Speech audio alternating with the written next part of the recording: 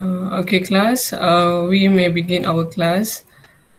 So, Assalamualaikum dan salam sejahtera kepada semua. Sihat ke? Are you okay?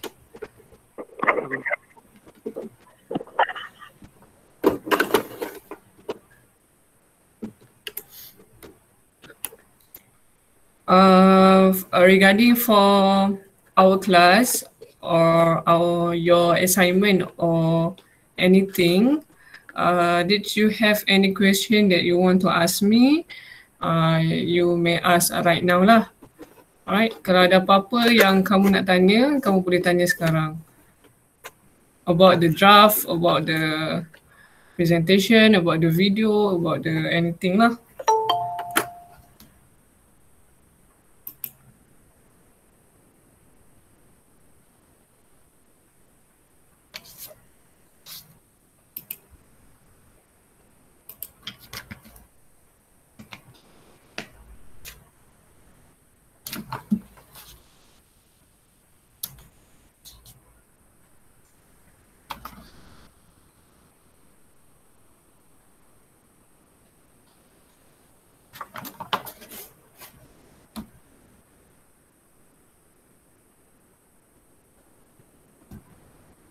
Class, because of you, I tak minta pun untuk buka kamera.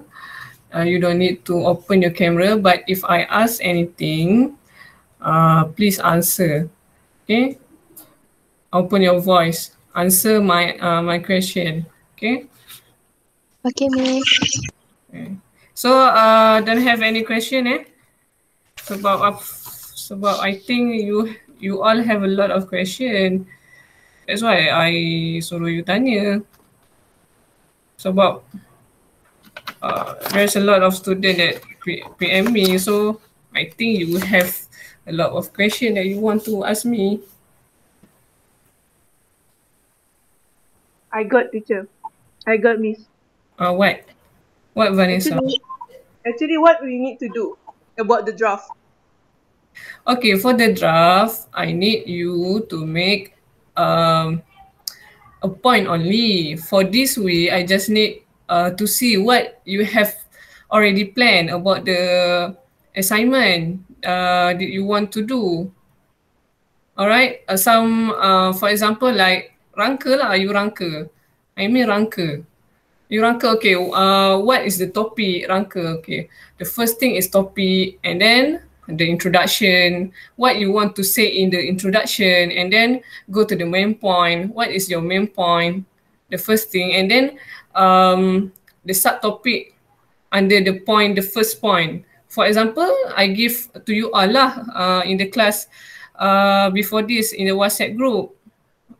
Is if you talk about it, I think I'm wrong class code. This is Dimash. Okay, for example, you do about topic ethnicity, for example. Okay, the main topic is ethnicity. So the subtopic under the topic is Malaysian Malay community. Lepas tu the second point Chinese community. So like that lah. I mean rangka. You give me some rangka before you do your assignment. Okay? Sebab I want to see what your idea. Apa yang kamu nak keluarkan dekat dalam assignment tu. Faham tak? From the Faham. So you have to watch the documentary first. Make sure you all watch at the same time lah, so that you can make a discussion early. Alright. Okay, that's all. Yes. Is that draft looks like a mind map or something that is very it's like the macam tajuk topik-topik buku. Is it something like that or the mind map? You can you boleh buat dua-dua. In my map or like the apa orang kata the macam book content lah. I mean the book Oh, content, okay? Faham tak? okay. Itu je saya nak tengok kamu buat. Nak tengok ada tak what is your progress in your assignment. Alright? Okay, faham. So I want that draft paling lewat pun hari Jumaat. Saya nak tengok draft tu. So saya dah boleh agak what you want to do lah in your assignment. Okay? Kalau macam ada penambahbaikan yang saya boleh bagi, saya akan bagi. Sebab saya pun tengok. I pun tengok yang you all punya documentary. Okay? Alright. So itu sahaja kot Okay. question. So we proceed to our lecture. So for this week, we gonna continue for chapter 2. The tutorial that I give in the Moodle, make sure you do it, okay?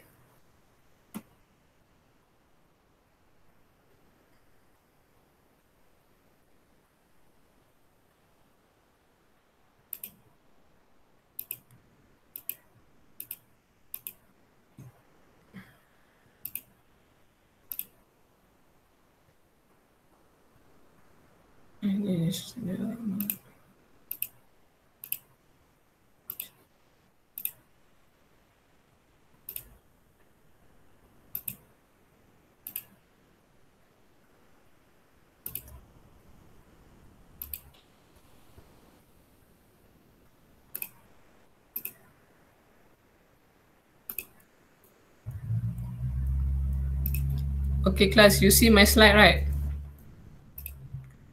Yes, Miss. Okay, we continue. Okay, so last week we learned about time management, right? So last week, social, last week we stopped at time management styles. Okay, so for this week we continue to uses of time management for individual, right? So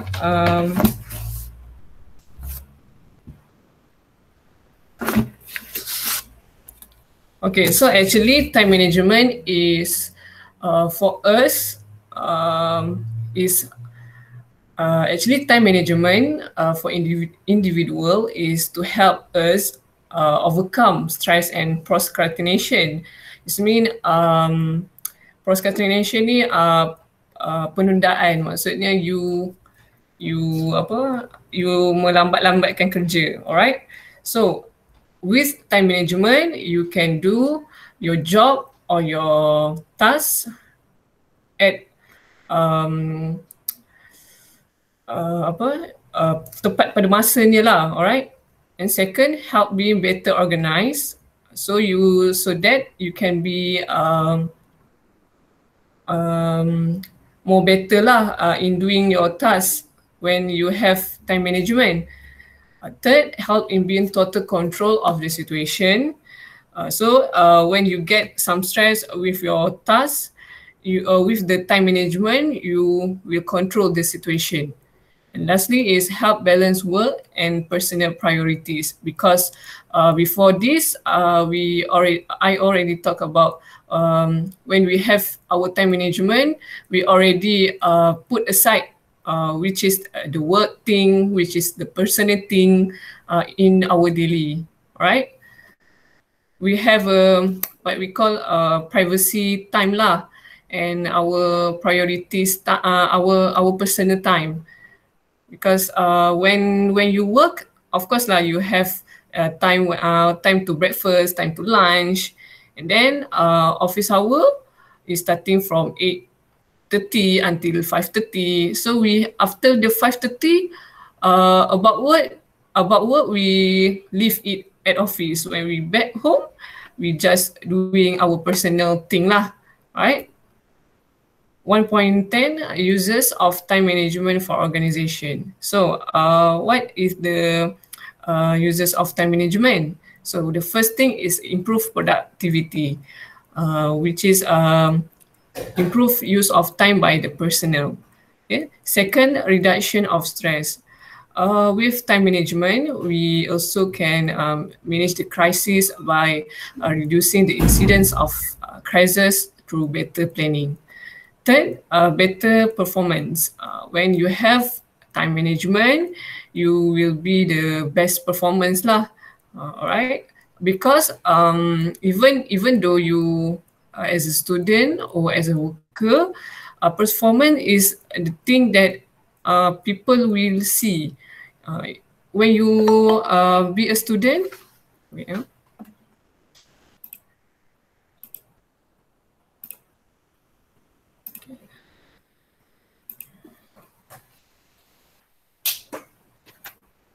okay, when you as a student, your lecturer will see you how the student, how their type, how their discipline. That is the performance. Even though when you as a worker, also you have performance that your manager or your supervisor that want to see about you. Because in every each month we have our bonus performance. So that bonus performance is depends on our performance lah. Alright. Okay. Improve planning and control. So with time management, we can improve our planning and our controlling lah. Right. Lastly is increase profitability. Okay. Better use of resources. So we have time lah to manage the resources that we use in doing our assignment or our task that given by the supervisor or the boss. All right. Then 1.11 step for managing your time. So there is a few steps. There are three steps that you can manage your time. The first is set goals. Second, develop a schedule. And third, revisit and revise your plan. Okay. Okay. First thing is we're gonna talk about set goals, which is kita kena letakkan kita punya matlamat. What is our goals? Okay. The first step towards managing your time is to set goals. So, for example, I give example. Excuse me, Miss. I think I cannot see your slides here because it's just blank white space. Yes, ma'am. Yes.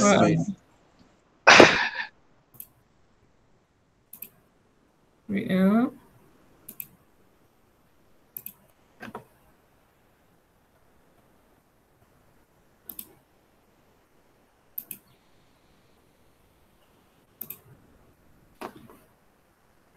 okay, you can see now. Yes, ma'am. Yes, miss. All right. So we're gonna continue lah. Right. So the thing of there's a 3 steps that you must doing when you manage your time lah. Right. The first thing is set goals. Second, develop a schedule. Third, revisit and revise your plan. Okay. So the first thing is set goals, which is you have to put your matlamat lah, your impian, your matlamat. So the first step toward managing your time is to set goals. While setting goals, you should always keep in mind that you should set goals that are specific and concrete. Never define vague goals. Also, make sure that you determine and set both long-term goals and short-terms one to support them. Another important thing while setting goal is also to set a deadline for your goal. So actually, briefly, setting goals is very important for us, even you and me, because of when we setting a goals, we know what is our journey, what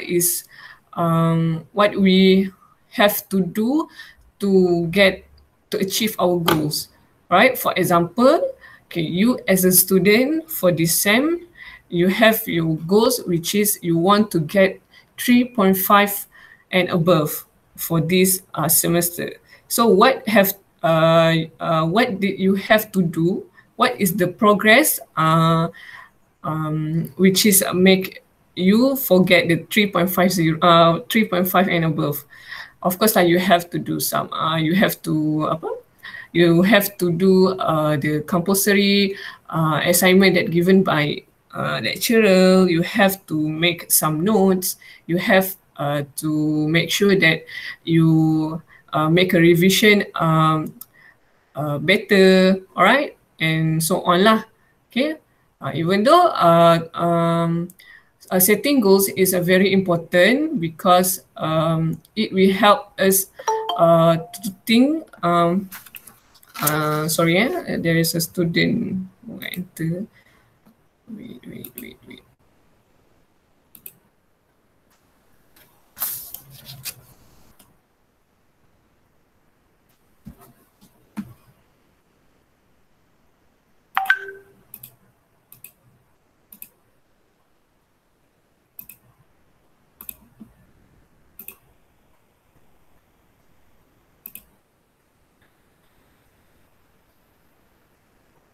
Okay, so actually, setting goals is have a two thing that you have to do lah, which is the long term goals and short term goals. Okay, for example, for me, I have my long term goals, which is for this year, I have to get my KPI blah blah blah blah blah, which is I have to, saya perlu ada saya punya kriteria. I have to get my criteria to get a bonus point or maybe like that lah. And then other goals, maybe this is the short goal, short goals. When I setting up my long term, maybe long term is for 1 or 2 year ke hadapan, maksudnya 1 or 2 year more, I have to setting my goals, which what I want to do in 2 years akan datang. Alright, so that is the long term goals. Okay, setting goals, short terms and long term. Establishing your goals can keep you focused. Establish your priorities and follow to achieve academic goals. So this is what I give you with just now. The example is inilah. So you have to make sure you have your goals. For that, you can keep focus what you want to achieve. All right. Establish your priorities and follow to achieve academic goals. So with some time management, you can put the priorities for you to follow the achieve academic goals. For example, okay, for semester 1, you only got 3.0, maybe 3.0. So you have your goals. Okay, I want 3.5 on semester 2, maybe, or you want I want 3.30 for semester 2. So maybe you have to setting the time management like before lah, but you need to add some what we call to add some apa orang kata tambahan daripada segi your usaha lah untuk lebih mendapatkan kepada 3.33, alright, at 30, alright. Next, compare the time you have allotted to various commitment with the priorities you have assigned to those activities. And lastly is finally, build a term plan that you will adjust weekly. Okay, this is mean that you have to, the time management is help you for make sure you put the priorities lah when you doing the task.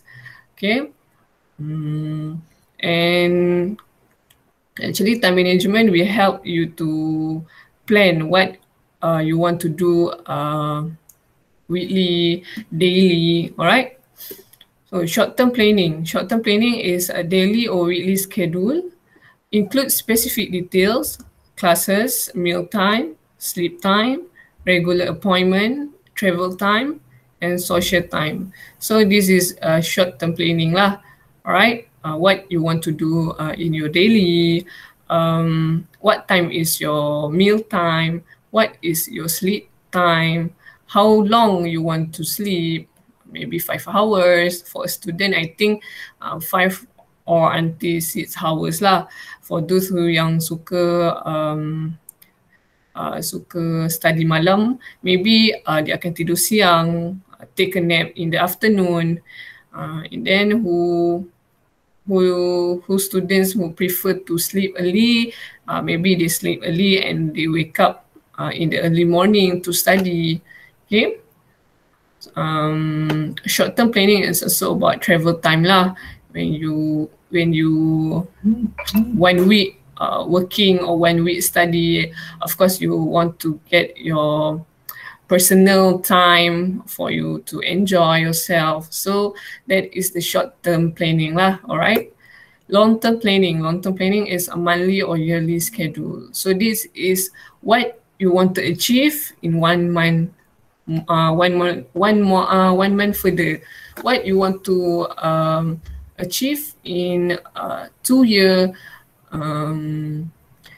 further. Maybe you want to in age 24, maybe you want to marry, or in age 23, maybe you want to start your career, or maybe you want to, after you take this diploma program, maybe you want to further study after this in degree program or anything lah. But it's a long-term planning lah. Alright, that is the long-term planning. Don't include much detail. So long-term planning is when you do some long-term planning, you don't have to put so much detail, because kita tak tahu lagi kan what is the journey of our planning, apa yang kita akan buat. Sebab because that is the long-term planning. Lainlah kalau you have the short-term planning. Okay, tomorrow what you want to do? Okay, maybe in the morning I breakfast. After breakfast, I'm doing some exercise like skipping. After skipping, what you want to do? After skipping, I want to do some revision for 2 hours. And then in the afternoon, I want to eat lunch. Then after lunch, what you want to do? Watching a movie for 1 hour, maybe. Then helping your mother cooking at the kitchen or anything lah. But that is short-term planning, right? Not when assignment are due. Okay, so you have to make sure you have one notice ataupun one notes that you put the tarikh, the date of your due assignment. Okay, when you have to submit your assignment. Because it will help you lah when you're doing some work or some revision or some assignment. Maybe while you are study, okay, bila kamu tengok dinding, oh, itu adalah tarikh yang saya patut hantar. I have to submit my assignment on that time. Okay, so kita dah anggap dah, okay, I have how much time that I have to submit my assignment, right? So you perlu ada satu notis yang pada dinding supaya you boleh nampak, okay, itu adalah tarikh untuk aku hantar assignment, macam tu. So kamu dah boleh target bila kamu nak start and siapkan kamu punya assignment. Alright, it can determine clash. So with time management, kamu tak adalah, you don't have anything that clash with your planning. Alright. Step 2, which is develop a schedule. Okay, the next step after you have set goals for yourself is to develop and plan out a schedule. Planning may seem a hard task, however, with practice it would become the easier and more natural. So actually schedule is a very, for some people, schedule is a very important. For me, when I'm in primary school, my father just do some schedule for us, our daily routine, which is in the morning we have to go to school, and after back from school we have to go to the tuition every day. So from that, from saya kecil memang saya dah diajar untuk how to make schedule for myself. Even though I'm working right here, I'm as your teacher, I also have my own schedule. Okay, for me to notice when is my class, what is I'm not doing yet, I'm not upload a video yet or anything lah. Alright, there are a few considerations that you need to keep in mind when developing a schedule. While making a schedule, ask yourself this question: what goals do I expect to accomplish? What approach do I need to adopt to reach this goal? So this element, this question, you must have to ask for yourself when you're doing a schedule. Actually, for me, pengalaman saya, my experience is, as a student, we must to have the schedule lah, because we're not in school anymore, so we don't have the time that what we call, masa itu terletak pada kita. We have to manage our time, because kelas semua orang tak sama, bukannya start from 8 AM until 1 PM. No, this is high education. So you make sure as a student in high education you have to doing some schedule for you to more discipline lah. Okay, so this is some thing that some element that you can ask for yourself lah when you doing schedule. Step 3, revisit and revise your plan. So when you know the goals that you want to reach, you have to develop a schedule lah. You have to make your own schedule, and when you make your own schedule, of course you have to make sure that you achieve your goal. Alright, so the next crucial step in time management is to check whether the plan is working and check how you are actually using your time. So step yang ketiga ini adalah kamu perlu melihat kembali, revise your plan back, apa yang telah kamu capai. Contohnya you do some list in your daily routine. Okay. Contoh hari ini rutin saya, my routine today berjalan seperti biasa. Tapi lepas tu esok, and then tomorrow also like usually. Your routine is pagi you eat, tengah hari you sleep, and then you are doing some revision, and then blah blah blah blah, and then you compare what is the thing that I miss and I don't do in my schedule. So you can describe lah, or you can observe what is the thing or plan you don't do yet, and then next time you will gonna do again lah, right? This step will help you identify the deviance between your plan schedule and your actual follow schedule. You need to then adjust your schedule or your action and revise your plan for better time management. Okay, so maknanya kamu perlu tengok kembali jadual yang kamu buat untuk kamu punya rutin hari-hari, and then kamu kena pasti apa yang belum kamu buat, apa yang kamu termiss, apa yang kamu belum achieve. So that when you observe about that, you know lah, okay, maknanya aku kena teruskan lagi achievement aku ni pada minggu hadapan. Macam tu. Alright, so you have to revisit and revise your plan. 1.12, components of time management, which is the component is planning. In doing time management, you have to plan, you have to organize, you have to delegating, managing interruption, scheduling and prioritizing lah. So of course, kalau you tengok, kalau you enter the, okay, for example lah, you have your own student schedule, right? You have your own student timetable. So from there, you know, okay, what is you from that timetable, you already have your plan. Okay, when I want to do my assignment,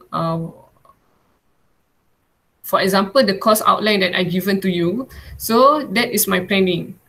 So based on my planning, you already have idea that you want to do what you want, when you want to start your assignment, when you want to make some discussion with your groups, maybe in week 5 or week 7, or maybe you have your plan when I want to finish my report assignment so that I can on time submit my assignment on week 12. So something like that lah. You organize by your group and by yourself lah. Alright. And then scheduling and prioritizing lah. Mengutamakan apa yang utama dahulu. Alright. 1.13, tools for time management. There are various tools that you can use for time management, such as planner, calendar, to-do list, activity logs, and diary. Actually, in our phone, it's already have alarm or alarm notes that remind us about something. Okay. 1.14, technology and time management. In the modern technology world, there are many modern days tools that are offered by technology lah when we can use for time management. Okay, some such tool offered by modern day today is telephone, email, teleconferencing, chat, web meeting. Alright, teleconferencing ni macam actually dia adalah the use of how we communicate between each other, even though we in a different location lah. For example, like Google Meet, Adobe Rider, and then what's more? There's a lot technology that we can use for us to manage our daily lah. Alright. Web meeting, chat, even though we don't have our physical classes, we have this web meeting for us to study lah. Okay. A telephone is a great time. Okay, you know, of course lah, you know what is telephone, right? Telephone is telephone. So what the benefit of telephone is this the tool that you can use correctly for you to make sure your time is very what we call orang kata time, masa kamu itu bermakna. Alright, telephone help you to communicate with the other person without having to waste the time meeting a person face to face. Before we have the telephone, before we have the smartphone, we have to meet each other to discuss something, right? People dahulu kala lah, they use telegram or they use surat for make sure they have the communication lah. It's also help to save money and time. For efficient time management, it's important that you plan your calls in advance before making them. If possible, set aside a block of time for making and receiving call. While on a call, make sure you keep track of the time, right? Email, some electronic mail is a form of electronic communication for efficient time management lah. So of course lah, nowadays anything is about email. Anything we accept surat ke apa ke is by email, right? offer letters, offer letter for further study, offer letter for working, offer letter of anything, promotion about GrabFood, promotion about T-Life is already through email right now. Alright, inform and ask your contacts to use specific and meaningful subject line. So, when you use the email, you have the what we call the subject on the top of the messenger. So, when your friends or anyone lah, siapa-siapa, when they get your email, they know what is the main point or what the kind of the email that you want to give to them lah. Alright, inform and ask your contact to use specific and meaningful subject lines. So that is the thing that I just say just now. Okay, so that people will see, is it the email is important or not. When we turn on our email messenger, you will see they give the 3 part of thing about email. First is first is about promotion, and then about the primary email, and one thing is I don't remember lah. Okay, so dekat situ dia just maklumkan bahawa mana email yang penting dan mana email yang tidak penting. Okay, use specific and meaningful subject lines in your emails. Classify the emails as you view the subject line as business or personal, urgent or trivial. Okay, from using email, we can mention that is it important or not, is it urgent or not. Okay, first of all, make a habit of reading the urgent emails and responding to them as and when you view them. Sekarang ni email dah update, which is when people send email to us, we don't have to write for that. They notice that we have received our email. Sebenarnya dekat bawah tu mereka dah put some ayat yang macam, yes, I'm accept your email. Yes, I don't accept your email. So ada perkataan-perkataan yang macam kita boleh tekan kat situ je. Maksudnya we don't need to write, but we just balas kat situ je. Okay, saya terima awak punya email, macam tu. Sekarang ni dah update lah email. Okay, you can look back lah anytime. Teleconferencing. Okay, so teleconferencing is important tool that you can use for more personal contact than email. Okay, teleconferencing proves to be greatly useful when real-time sharing is needed. There are various teleconferencing systems available today that you can use as per your needs, such as Google Meet, Microsoft Live, Meeting, or Citrix GoToMeeting, or Skype, or anything lah. There's a lot of kind teleconferencing today. Chat. Okay, chat is another modern day technology tools that prove to be useful for saving time. Usually, while writing through emails, a lot of time may get was into and for emails lah. On the other hand, the option of using chat save a lot of such to and time that may get wasted in sending email. Okay, so nowadays we only use chat for we to inform anything about something lah, right? In situation where the participant of a meeting are located in different location, you can use instant messaging application and chat room as a great alternative to meeting. Okay, so for example, our WhatsApp chat group lah. Okay, there is the one of the platform meeting. Okay, Telegram, WhatsApp Messenger, Facebook Messenger, club meeting. Who use iPhone? iPhone maybe they have their own club lah. Okay, Web meeting. Web meeting is a modern technology tools that prove to be greatly useful in saving valuable time, and at the same time having the same advantage as that of a face-to-face meeting.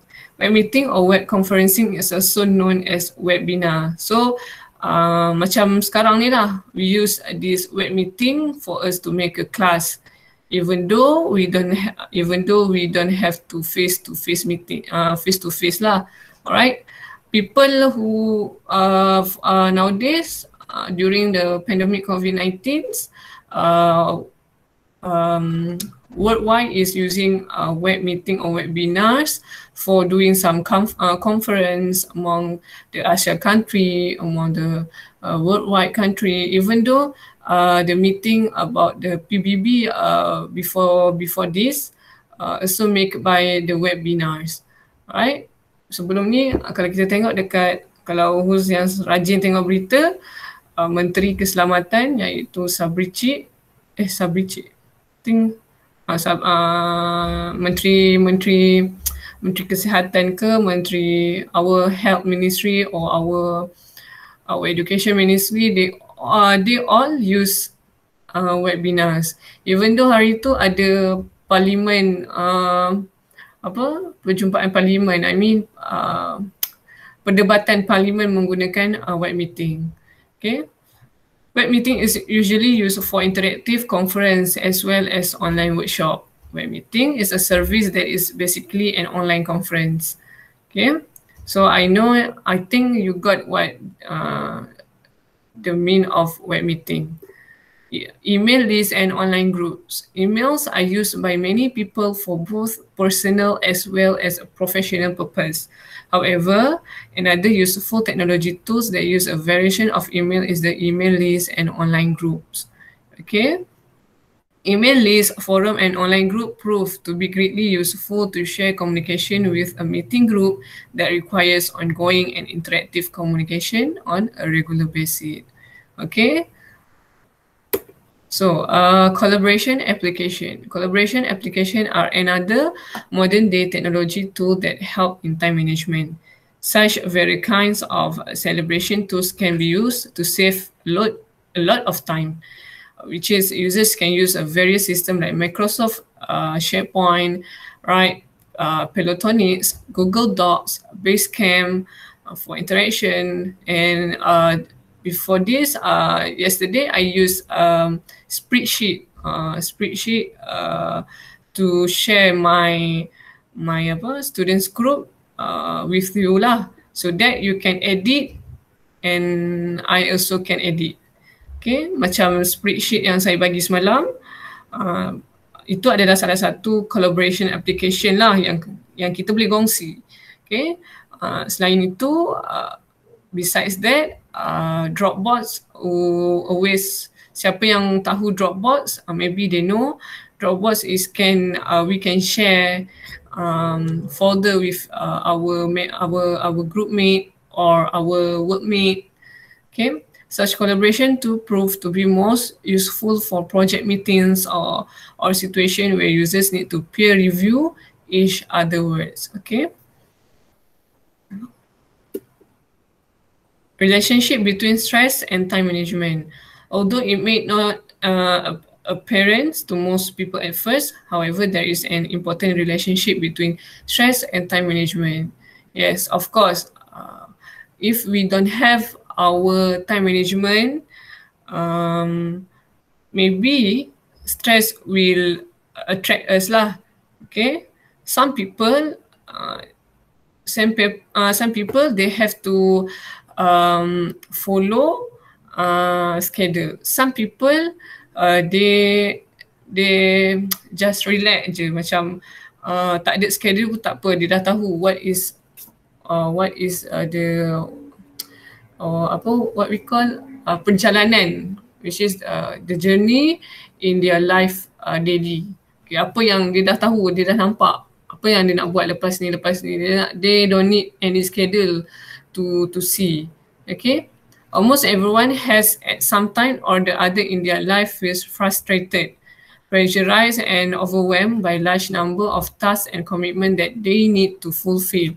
So time management is of course lah for those who yang have many works, many tasks that they have to do. For example, office worker, they have a lot of tasks that they must do, and for the student also they have a lot of assignment, a lot of presentation for every subject that they have to do. So time management is a very important lah, so that you don't have to feel stress and pressure, right? This is obvious that such pressure and overloads on an individual cause stress. Such an overload of tasks can lead to stress. So you can understand now that stress and time management are related to each other. Therefore, the best way to avoid stress is through effective time management. Actually, during pandemic COVID-19, we as a student actually don't face the real time of how hard it is to manage our time. Bila kamu masuk nanti, when we have our physical contact in studying in our lecture, maybe bila kamu dah masuk college nanti, kamu akan kena buat project lah, macam-macam project. So benda tu lagi mengganggu kamu punya study dengan kamu punya project. So itu lagi lebih nampak kamu macam mana kamu nak manage masa. Okay. Kalau macam sekarang ni, you only focus to do what we call virtual learning only, not a program outside. Okay, tapi bila kamu dah tibanya kamu masuk universiti ataupun kamu masuk college nanti,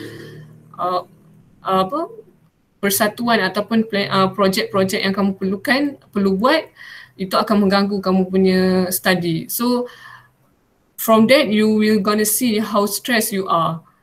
Kalau macam saya dulu, time tu lah kena buat projek, kena kerja merit, time tu lah nak study, time tu lah semua benda. That's why time management is very important lah for student who in higher education. Okay. When you practice effective time management, you learn to use method and technique of time management that will help you identify and focus activity that are more productive and will yield maximum returns for you. Alright. Kadang-kadang tu, when you enter the university or college one day, you will have time which is macam kamu buat program kan, you do some project outside, contohnya rumah anak yatim. Okay. Masa tu lah, dalam tempoh 6 bulan ni, kamu nak buat program, 6 bulan sebelum tu kamu dah ada plan. Kamu dah ada meeting, kadang-kadang tu meeting sampai malam, kadang-kadang hari-hari meeting. It depends on your president in your club lah, nak buat meeting macam mana. Itu bergantung kepada, based on your environment lah, your friends, when they decide to do some meetings or anything lah. So benda tu akan mengganggu kamu punya konsentrasi or focus in your what we call, in your study lah. That's why there are most people, macam cakap, there are more student yang kadang-kadang langsung tak join project. Duduk dekat universiti langsung tak join project. Macam tak aktif lah. Dia just focus study je. Ada yang jenis macam tu sebab dia tak reti nak manage masa dia. Tapi sebenarnya orang yang pelajar yang cemerlang adalah bila dia join semua projek. Maksudnya dia tahu what projek apa yang perlu dia join, macam mana dia nak manage time. Okay.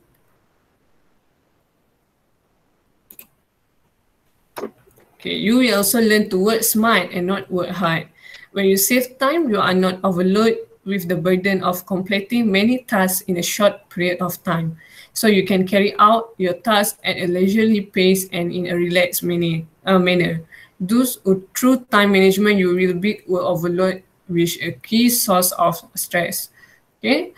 For example, in my university life, for second year, I have some project at Indonesia. We have international project di mana kami memerlukan 1 tahun progress nak buat projek tu memerlukan 1 tahun.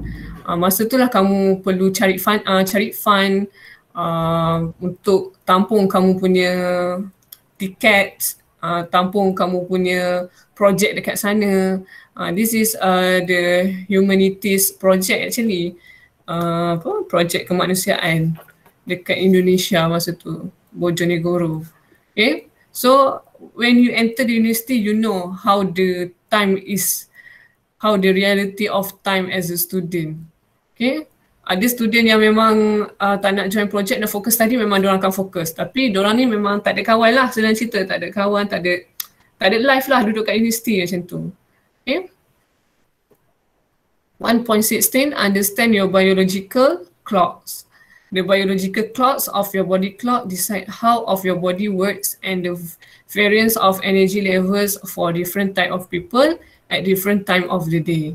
Biological clocks are also known as circadian rhythm or body clocks. Circadian rhythm are internal biological clock that regulate many function and activities including sleep, temperature, metabolism, alertness, blood pressure. That's why kadang-kadang tu bila kita rasa penat sangat, when we feel so tired, automatically we can sleep. Dia macam badan kita pun ada masa bila kita perlu makan, when we have to eat, when we have to sleep. Alright? Macam contoh kalau macam saya kalau tidur awal, when I'm sleep early, I will gonna wake early. Maknanya saya tak perlukan alarm pun. Semasa saya study, when I'm in my degree life, first year je saya guna, first year 1 sem only saya guna alarm sebab, and then after that sampai sekarang saya tak guna alarm untuk kejutkan saya bangun sebab macam mana kata, our body already setting bila masanya kita akan bangun, macam tu. Alright, sebab kadang-kadang tu saya tak pasang alarm pun salah satunya sebab roommate saya pasang alarm pun dah bergegar. Okay, that's why macam saya dah biasa hidup tanpa alarm, macam tu. But I don't know lah you all macam mana. Okay, 1.19, challenge of time management, which is the following are the major challenge that have to be overcome for effective time management. Procrastination, putting off doing the thing that you should be doing at this point. Okay, sepatutnya procrastination ni actually you have to elak lah. Maksudnya you perlu elak daripada buat perkara ni lah supaya nanti tak ada lah kerja berlambak. Okay, paralyzing perfectionism. This is a failure to recognize the difference between excellence and perfection. Okay, setting incorrect objective. It means setting objectives that are unrealistic, unattainable and unchallenging. So of course lah, when you doing your time management, you have to make sure that you punya objective untuk you capai, you punya goals is orang kata is acceptable lah. Alright. 1.20, overcoming challenge of time management. Okay. Procrastination. List all tasks that you are currently putting off. Then remove 2 from the list by doing them now. Okay. First of all, you have to list all tasks that you have and you must do in the right time. Okay. Then plan and setting a schedule. For that, you can deal with it lah. Okay. Bila kamu dah mampu untuk deal, dah siap, anything that task given for you, you can reward yourself lah. Okay. Some people after they finish their study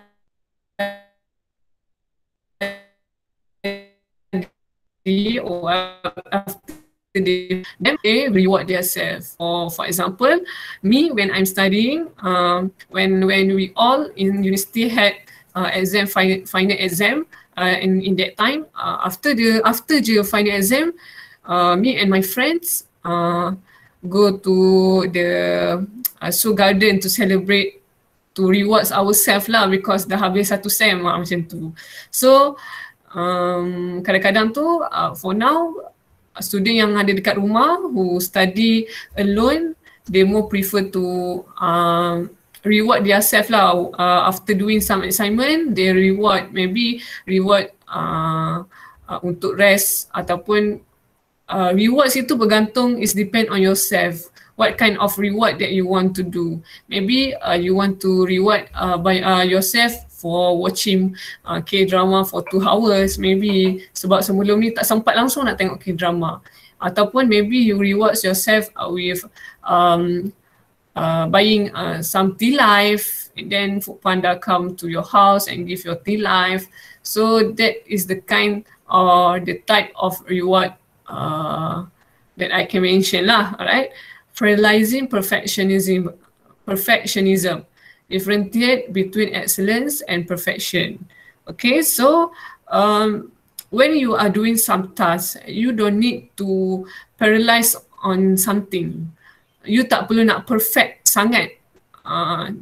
Sampai sebab macam, even though bila kamu check, even though you check 10 times or 5 times, there is also have a little bit of wrongdoing that we make. Kadang-kadang tu kita dah check 5 kali, 4 kali tapi still lagi ada salah macam tu. So paralyzing perfectionism is you don't have to care lah. Maksudnya kalau ada sikit macam salah tu of course lah kita kena baiki kan. Tapi jangan terlalu perfectionism lah. Macam semua benda nak masuk dalam assignment. So sedangkan soalan tak minta pun tapi semua benda kita nak masuk. Semua benda nak nampak perfect. So it will gonna dia akan affect kita punya stress lah, kita punya emotion. Alright.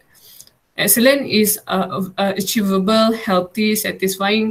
Sekadar kita satisfied with our assignment is okay. Alright. Realistic perfection is unattainable, frustrating and unrealistic. Okay. Setting incorrect objective. Use a SMART criteria when the objective are specific, measurable, attainable, realistic and time bound. Okay. You have in anything you want to do, you must use this acronym now, which is MATS. You have to specific, you have to measurable, you have to attainable, realistic and time bound. Okay. 1.18 common times management pitfalls. Okay. The following are some of the most common mistake yang we also do, which is not keeping a to-do list. Kadang-kadang kita tak buat pun to-do list ni. We want to a great time management, but we don't do the kind of this lah. Firstly is not keeping to-do list, absence of goal. Kita dah letak matlamat kita tapi kita abaikan matlamat yang kita nak kejar. Not prioritizing, maksudnya kita tak mengutamakan apa yang perlu diutamakan. Alright, getting distracted, sentiasa rasa terganggu. For example, when you study, beside your laptop you have phone, which is while you study you watch K-drama. So it's not good lah. Alright, procrastinating, melambatkan kerja, overburdening yourself. For example, in your grouping you have 5 members but you do the assignment as 1 member. Maksudnya kamu buat kerja tu sorang-sorang. Okay, overburden yourself. So it's not good lah. Alright, addiction to busyness, right? Multitasking, avoiding breaks. Actually, multitasking is very good thing, but in some kind of thing, multitasking is not very good. Sebab multitasking will give you a lack of what we call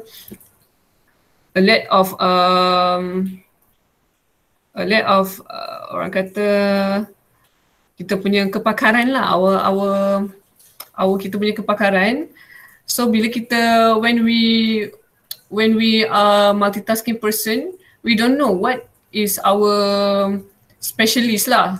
Okay. Avoiding breaks. Kalau boleh jangan terlalu rehat terlalu lama. Ineffective scheduling. Kalau boleh your schedule must effective lah. You doing some effective schedule. Okay.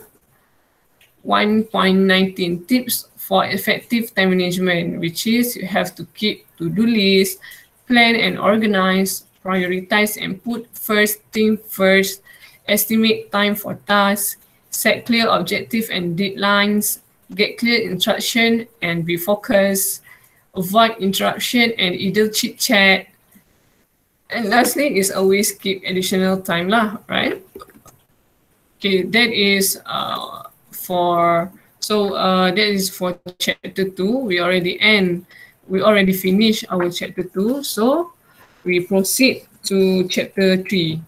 Okay. So I think we gonna rest for 5 minutes. Okay, class, take 5. So after that, we gonna continue our chapter 3 lah. Okay.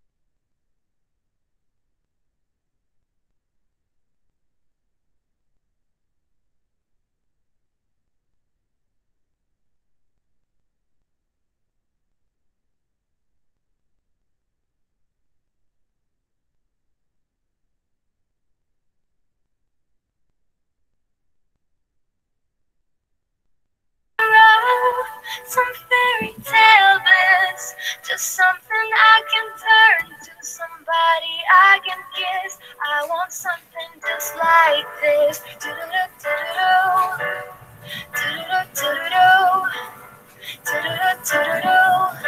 I want something just like this.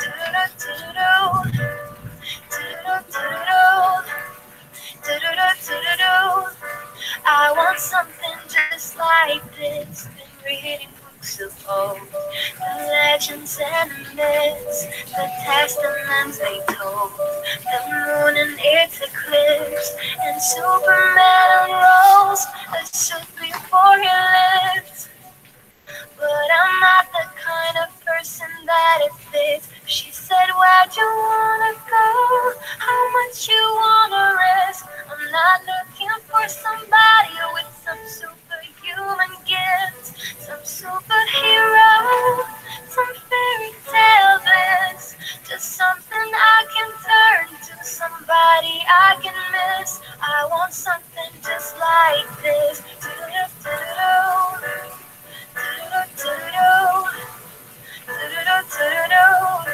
I want something just like this.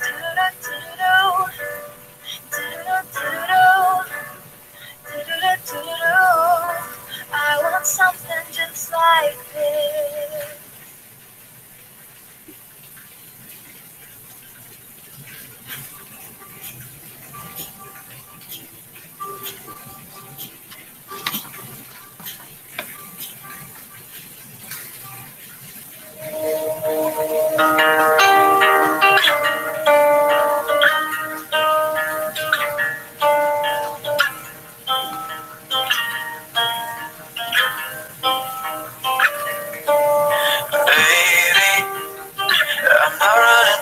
Cause it matter, but it's not bad for me.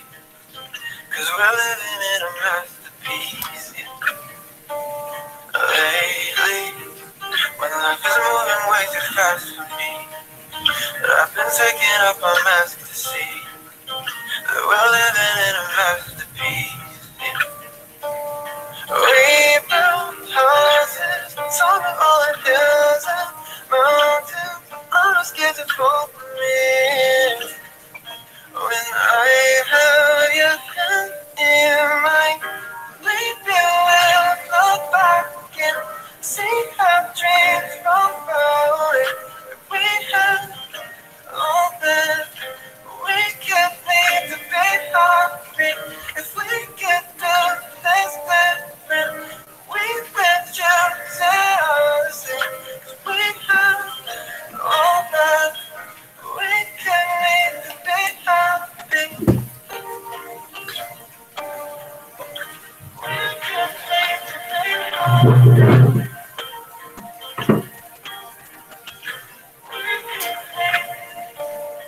Baby, when all was felt as painfully, and there was nothing left to make believe. I stayed with you, you stayed with me. Yeah. Changing all the ways I thought it had to be. Cause I don't have to live exactly. We're living in a masterpiece. Oh, we built houses on top of all the hills and mountains. Okay, class. Dah habis 5 minit. So we're gonna proceed for the chapter 3 lah. So for now, I will show you some video. So you have to watch it lah. Right, for the brief before we start our chapter 3. Okay, this is yeah. Hai semua, Assalamualaikum. Okey, saya nak ucapkan selamat kepada semua pelajar SPM yang telah menentukan keputusan hari ini dan saya tahu masih ada lagi yang tengah mencari tempat untuk sambung belajar dan streaming saja dekat korang semua untuk cuba apply dekat University College of Aviation Malaysia di mana kelayakannya hanyalah minimal lulus SPM dan 3 kredit. Kalau korang minat sedang penerbangan ke ataupun flight dispatcher, dan jadi cabin crew ataupun traffic control atau mana yang suka duduk office boleh apply for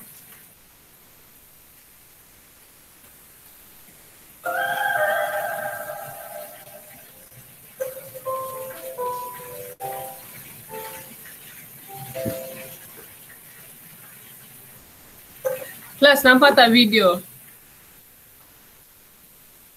Nampak. Tapi tak dengar kan? Dengar tak? Sebab hujan lah. Hujan kat sini. Dengar. Harap kamu dengar lah. Okay. Okay, this is some examples lah.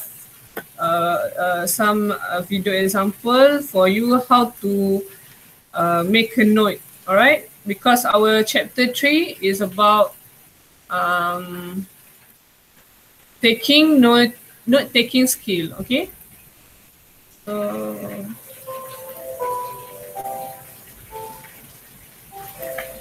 Hello everyone, I think it's safe to say long time no see, but I'm finally back with a new video. Today I'm going to make an updated video on how I take notes, and this is going to be a combination of both lecture notes and textbook notes. During my first semester of university, I've tried out different techniques for note-taking, and I've finally found the way that works best for me. So I'm going to share some of the tips that have helped me take notes that are both efficient and neat, and I hope that they can help you as well. For me, my note-taking process starts the day before the lecture. The first thing I do is that I quickly skim through the topics for the upcoming lecture, and this is just to get an overview of what I'm going to learn so that I'm a bit more prepared. Once I've skimmed through the pages, I like to just write down some keywords on a piece of paper.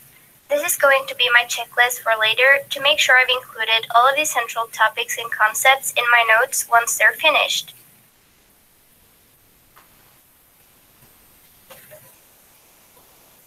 During lectures, I prefer using grid paper for my notes.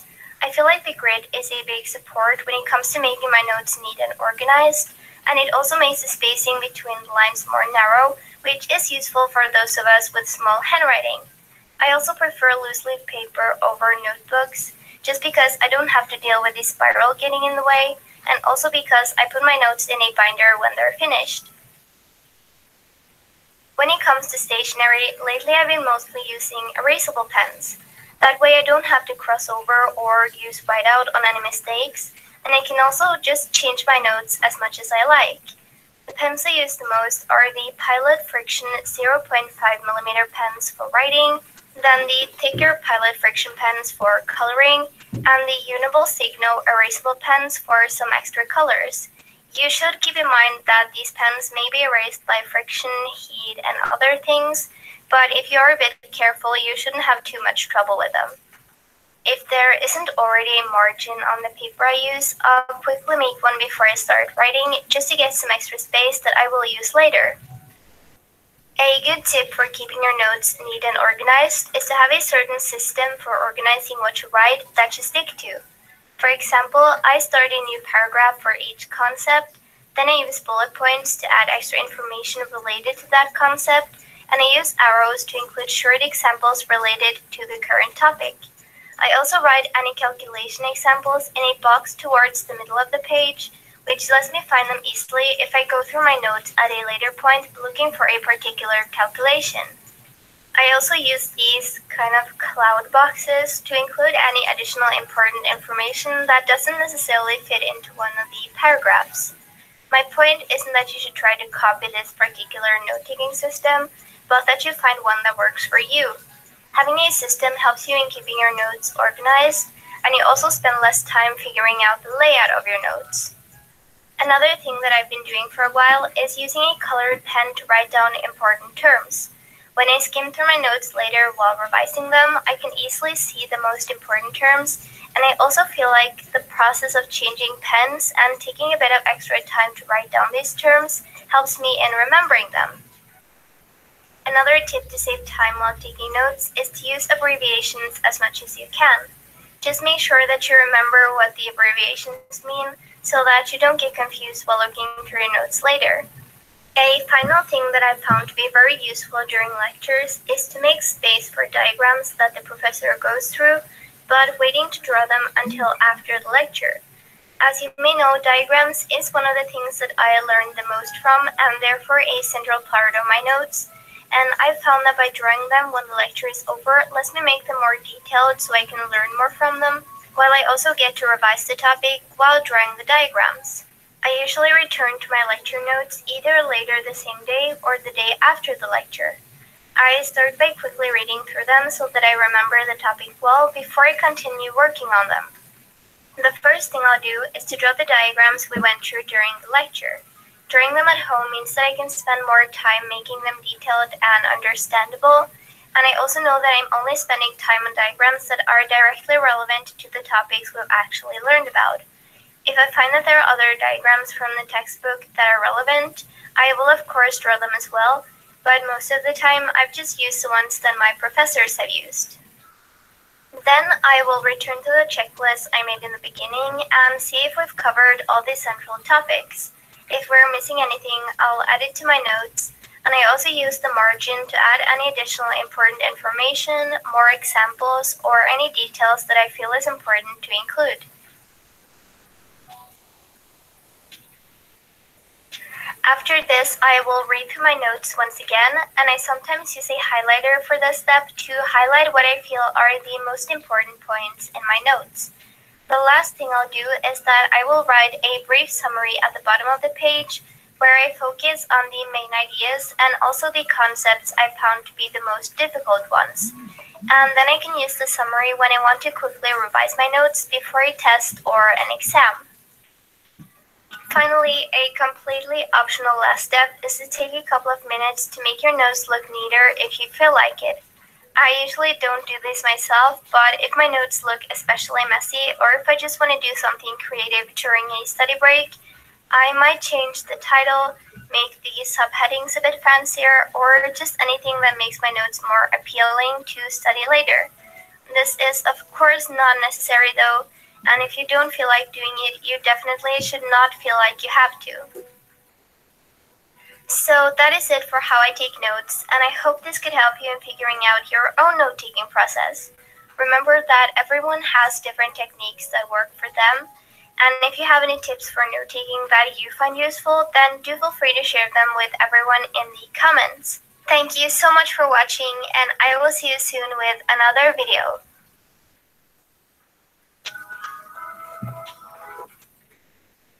So class, regarding for this video, we could see that some people have their own technique how to make notes lah, right? So from this video, we take something that shown by the girls, which is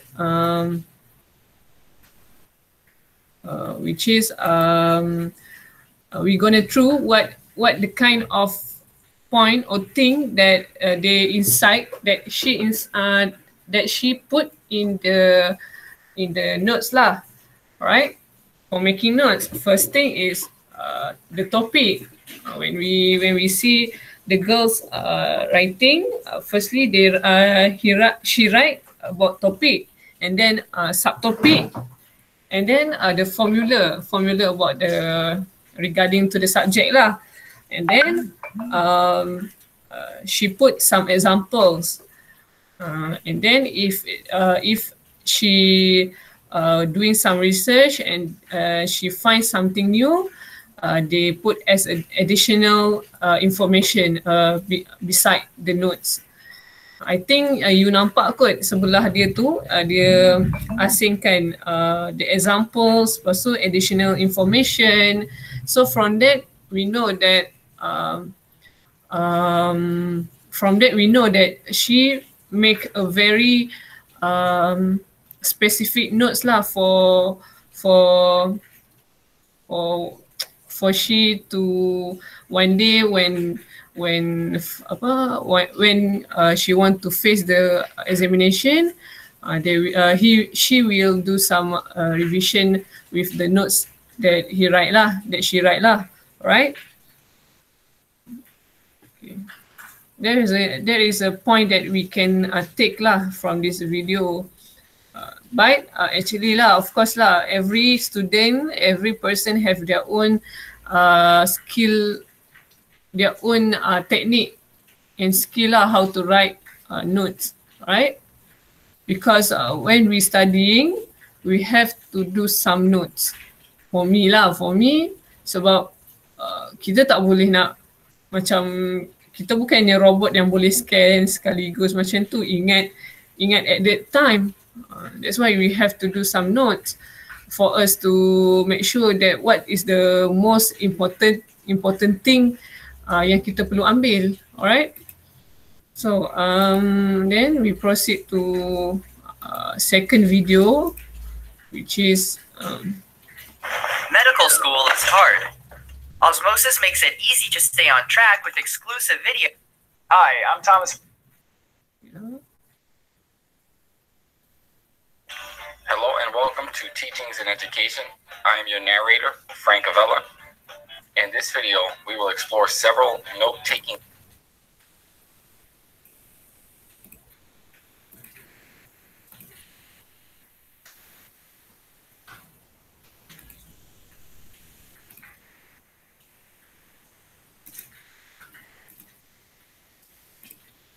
Okay, this is some strategy and technique for doing some notes lah, right?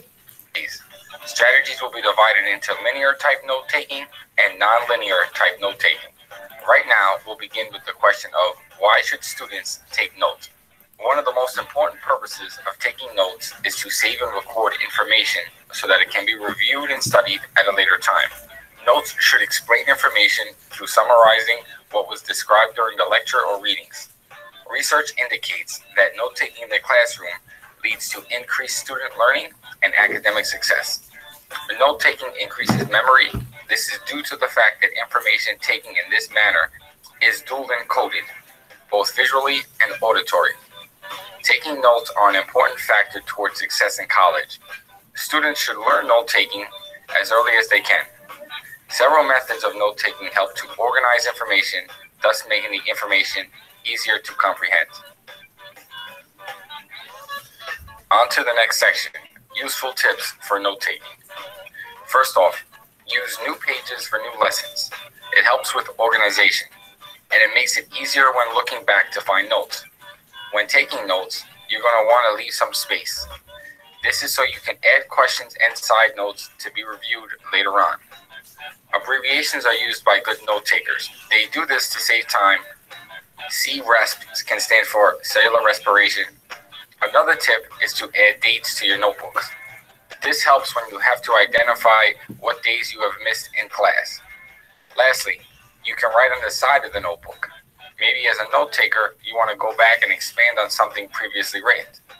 You simply have to write it on the side. Next, we'll look at one example of a linear form of note-taking, and that example is outlining. Outlining is all about breaking down information into a logical format and sequence. Information is broken down from one idea to the next most relatable idea. Outlining is often used in science and mathematics courses. Here's an example of what it should look like. You have a main topic, then a subtopic, followed by a detail after detail, another subtopic, then detail after detail. The next linear type is the sentence method. Here, students easily write short sentences for topics of the lecture. The sentence method is most needed when taking notes during a fast-paced lecture with fast-talking professors. Each thought by the professor can be written as a sentence on a different bullet. Students must pay careful attention. This method isn't about breaking down information. It's just about recording the information. On to the first of the nonlinear note-taking methods, the SQR3 method. This stands for survey, question, read, recite, and review. This type of note-taking is used mainly for textbook material to be read and studied. Students may be assigned a chapter in the textbook to read. They can then begin the SQR3 method by skimming/surveying the material. From the main topics, students ask themselves and write down a series of questions. Next, the student reads, also looking for answers, and then the students write down notes based on their thoughts. That's the recite section. And it finishes up with students writing a summary of everything they have learned to be studied for upcoming exams. Moving forward, we come to the next section, which is the guided notes. Guided notes are given to students as a handout, with the majority of important ideas outlined in the notes. The notes may have some images and bullet points to emphasize the key topics. Other parts of the guided notes are left blank. That is done intentionally for the students to fill in. This actively involves students in the note-taking process. Students may use the guided notes as a study guide. I like that guided notes place responsibility on students while scaffolding the process as an assignment. I want to take a quick break right now and ask you to subscribe to this channel. Please subscribe and don't forget to like and share this video as well. Back to the nonlinear methods. Next, we have mind mapping. Mind mapping is mainly used to connect smaller ideas to larger ideas. Mind maps begin at the center of the page with a main purpose. Similar to mind maps are graphic organizers, which can help students identify connecting ideas. Mind maps may include drawings and images. They can be quite artistic as well. Students should be encouraged to make them as unique as possible. Moving along to the fourth of 5 nonlinear note-taking methods, we have charting. It is primarily used to organize information. One way to chart information is through tables. Tables are used in many different subjects, each time organizing information. Identifying similarities and differences is another way to chart. The use of similarities and differences is one of Robert Marzano's high-yield teaching strategies. Checklists also chart information as a sort of classification method, where information is easily sorted and recognized. Now on to the last of the nonlinear note-taking, which is the Cornell method. The Cornell method was developed by Walter Pock of Cornell University. Students use their notebooks to separate information into 3 distinct categories. The first category is cues, which are keywords and questions. Then there is also a section for notes, and at the very bottom, there is a summary of information section. At this point, I want to mention that all these forms of note-taking require active listening. Students should not be mindlessly copying down notes as they're written on the board. Note-taking is a cognitive process that requires summarizing, organizing, eliminating information, questions, and much, much more. Now, let's finish with a short look at digital note-keeping. Students can use digital technology such as laptops to help with poor handwriting problem, or the problem of writing very slow by hand. There are problems with digital note-taking, however, like the added distractions that are right in front of the students. Some research shows less retention occurs if students take notes electronically as compared to taking notes by hand. taking notes electronically does allow for students to make revisions and edit, much easier than crossing out words. New technologies such as tablets allow students to write using software, and some software actually auto-corrects the work. So there you have it. Everything you ever wanted to know about note-taking. Right now, I just want to say thank you for your time. Don't forget to subscribe to this channel and check the description link for resources below.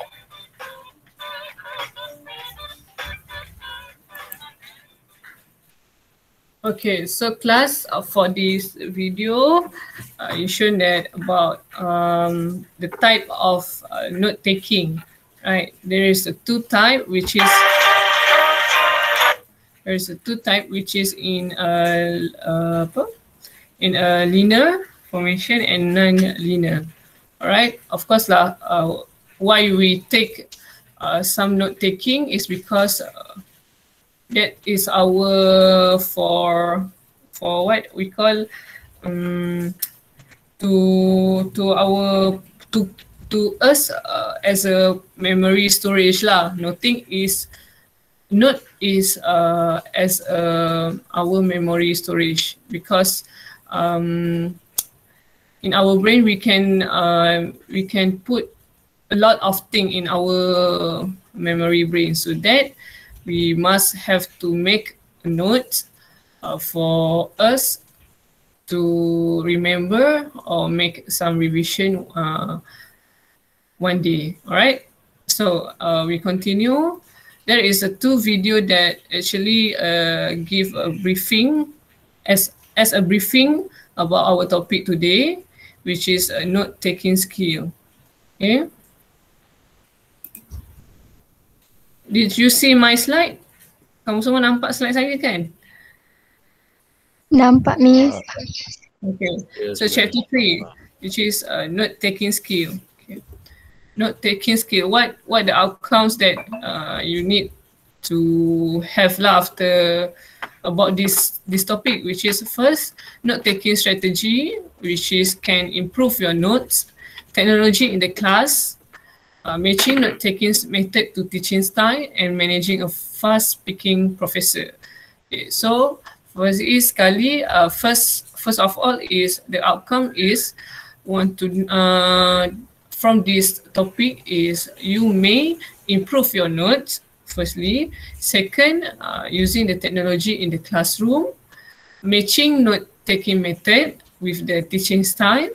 And lastly is how you can manage a fast-speaking professor lah. Kadang-kadang tu ada setengah professor yang bercakap terlampau laju sampai kan kita tak boleh nak catch up. So the key point that given by the professor is very important lah for us to make some notes. Alright. So note-taking, the practice of writing down or otherwise recording key points of information. So note-taking is about what we do, what we writing down about some key points that's given by our lecturer or our teachers, or when we studying or make some revision, we learn from the books, and then we take the key on the main point that was told by the teachers or by the book. All right. Taking notes involve active listening as well as connecting and relating information to ideas you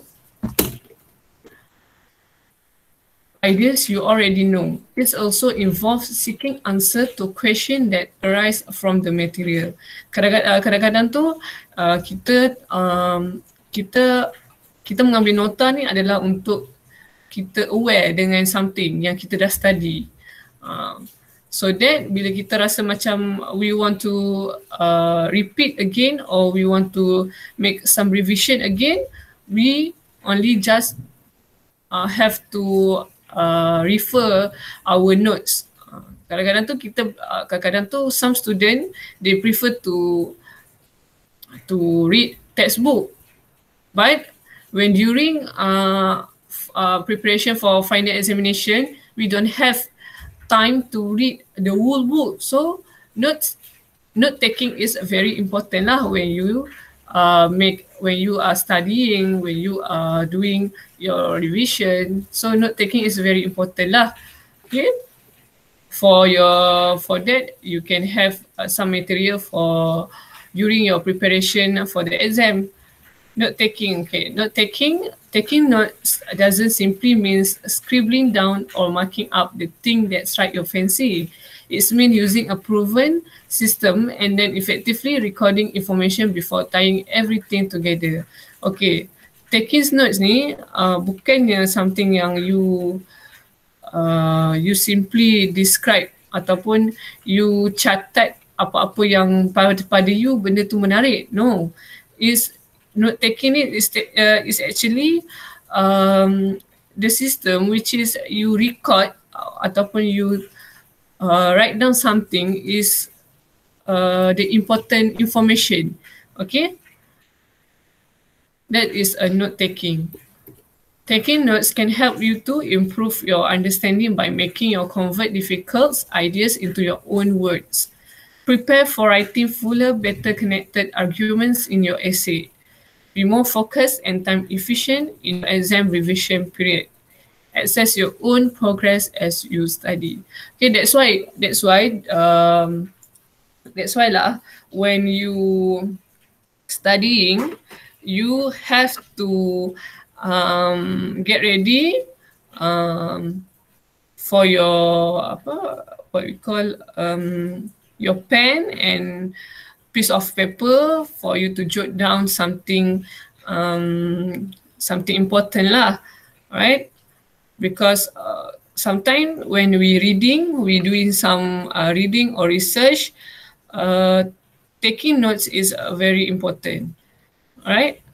Kadang-kadang tu taking notes ni bukan informasi yang kita dapat, but kadang-kadang tu when we doing some assignment, we have to jot down the references, we have to jot down the page that we read, the information, what pages that the point that we take from our reading, from some books.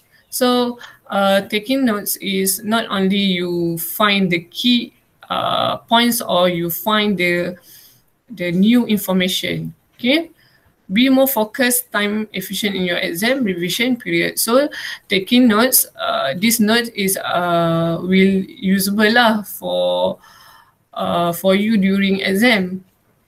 Then actually when you study by yourself or you reading something, notes is taking notes or how you manage your notes is depends on you. So seperti mana kamu buat nota, seperti itulah yang kamu faham. Alright, so you learn or you understand something based on your kefahaman lah, based on your understanding. Alright.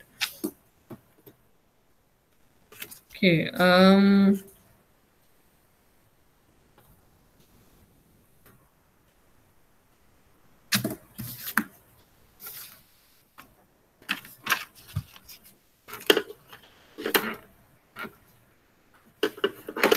Okay, so effective note taking requires recognizing the main idea. Of course, when we do notes, we have to pick up the main ideas, identifying what information is relevant to your task.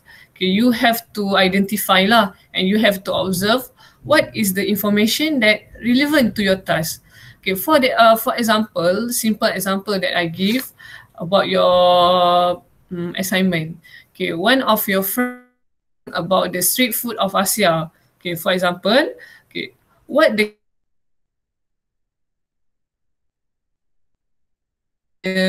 documentary.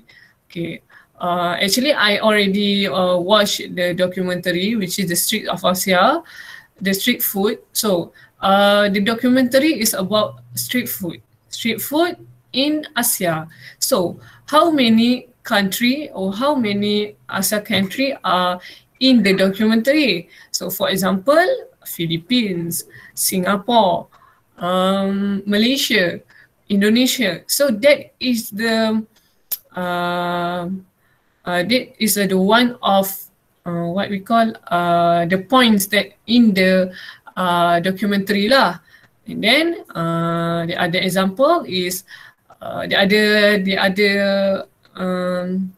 point is every country, they have their own street food, and their own street food have their own history. So when you're watching the documentary, of course you will find something yang you nak cari, something you identify something. Okay, apa yang nak disampaikan oleh documentary ni? So apa yang aku patut masukkan? What is the main point that I have to put in my assignment? So that's why lah, you have to make sure you identify and you observe from beginning until the end of the documentary. Okay, having a system of note taking that works for you, reducing the information to note and diagram format. Okay, for example, if you get some information from the documentary that you watch, and then you're not sure about that, you're not sure, betul ke informasi ni kan? Is it right, this information or false? So you have to make some research for yourself. Okay, and then bila kamu rasa macam kamu tak sure perkara tu, you just go to the Google and finding about the kind of thing that you don't know lah, and then you take some notes. Okay, and then bila kamu dah ambil notes, you take some notes, and then you can put the other information outside the documentary in the assignment. Alright, that is when you doing some research or when you doing some what we call case study lah. Alright, reducing the information to note and diagram format. Okay, where possible, putting the information in your own words. Okay, taking notes is very easy because we can use our language, our own language. How we want to put the important key point. Alright, kita nak guna short form perkataan ke, short form words ke, or anything you may, because it's your notes. Okay, recording the sources of the information. Okay, sometime during my degree life, I would prefer to record my lecture because sometime actually lecture in my university sebenarnya tak macam right now, tak macam you all. I also one subject I also have 3 credit, but 3 credit is mean 3 hours lah. So 2 hours is 2 hours is lecture and 1 hour is my tutorial classes. So in a week I have 2 hours for lecture on a subject. On each subject I have 2 hours of lecture and 1 hour of tutorial.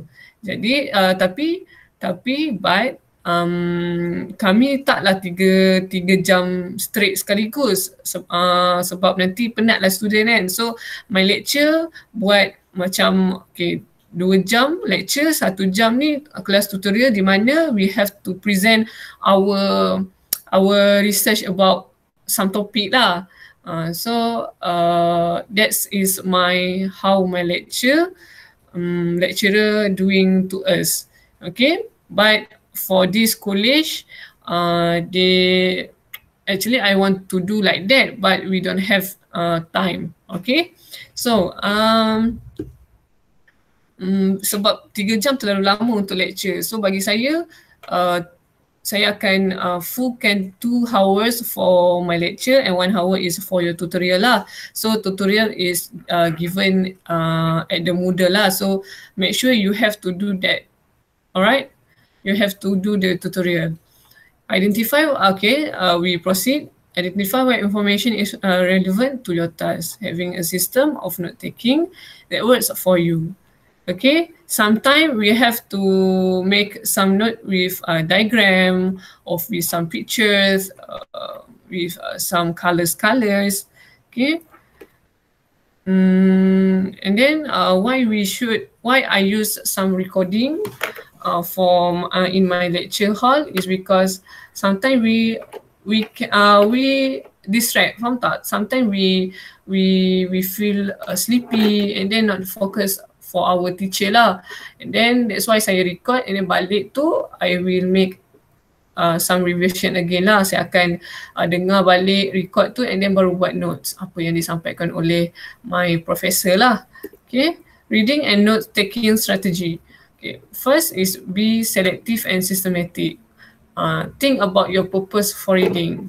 For example, you read about sometimes you read about how to manage how to make a simple shoes, contoh. Okay. For example, you read the kind of book about history, maybe the history about Malaysia. Okay, for example. So, kamu perlu fikir, you have to think what your purpose of reading. So, what my purpose of reading? Why I read the history of Malaysia? Because I want to know about the history of our country. I want to know about history of my country, which is Malaysia. And then skim the text. It means you kena pasti what the kind of point that given from text to text. Highlight or mark the main point and any relevant information that you may need to take notes from. Alright. Sometimes kalau macam saya, if me, I would read and then I will highlight the key point that I don't understand, and after I finish my reading, I will do some notes lah, right? Read the relevant section of the text carefully and take separate notes as you read. That's why lah, you bila kamu nak buat some notes, you have to make sure you read dulu, you read first, and then baru you boleh kena pasti what the key point in the text. Okay. Reading and notes taking strategy. The strategy for you to make some notes is set out your notebooks so that you have a similar format each time you take notes.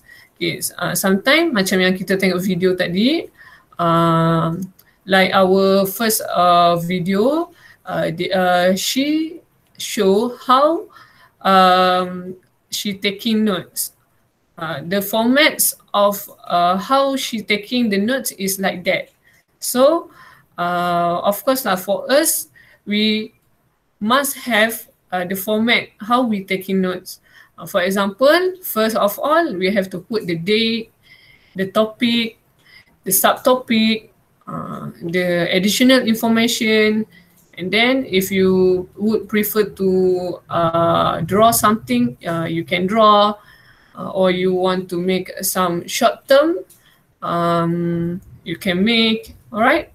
Columns that distinguish the source information or your thought can be helpful. Heading that include bibliography, reference details of the sources of the information are also important. The use of color to highlight major section, main points and diagram makes note easy to access. Okay, sometimes kadang-kadang tu when we doing research, we have to we have to notice about the number of the pages, who the writer of the books, who the what the kind of words that we don't know. Alright, so that is very important when you doing some research for your assignment. Okay. 3, identify. Reading and note-taking strategy. Second, identify the purpose and function of a text. Read the title and the abstract or preface, and read the introduction of first paragraph. Of course, when you want to do some reading, you have to read the introduction lah. Skim the text to read topic headings and notice how the text is organized. And lastly is read graphic material and predict its purpose in the text. Okay, so for example, sekejap ya, saya ambil.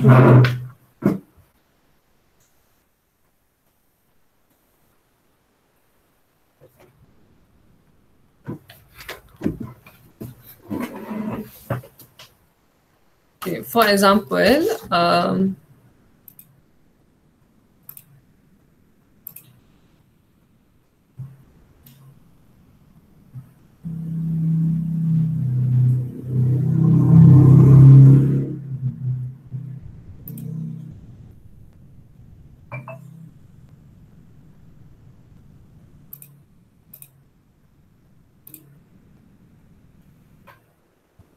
okay, for example, kalau macam you, okay, kalau macam you tengok buku ni kan, okay, first kali you have to see the content first, the content of the books. What is the kind of thing that this book nak sampaikan, alright?